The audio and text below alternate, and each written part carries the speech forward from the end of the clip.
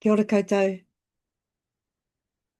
I've made this little rautaki mahara, a memory strategy, to help you remember some of the rules around personal pronouns i te reo Māori. You can see that we've got the letters K, M, T, R across the top of the screen, which stands for knowing my tūkapi rules. Hopefully this is a good way to help you remember. If it starts with a K, it refers to the person or people being spoken to, but not the speaker.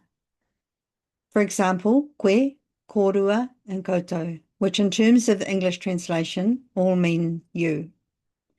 If it starts with the letter M, it refers to the person speaking and others, but not the one being spoken to.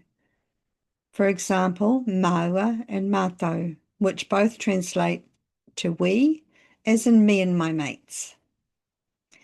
If it starts with a T, it refers to both the person speaking and the one being spoken to. It's all-inclusive. For example, taua and tātou, which also means we. One way to remember this is T for tātou, T for together, ko tātou tātou tēnā. Lastly, if it starts with an R, it refers neither to the speaker or the one being spoken to. For example, raua, those two, and rātou, those three or more. Both words meaning they and sometimes them, depending on how you use it in a sentence. So there we have it. He rautaki mahara mō ngā tūkapi katoa. I hope it helps. Kia ora.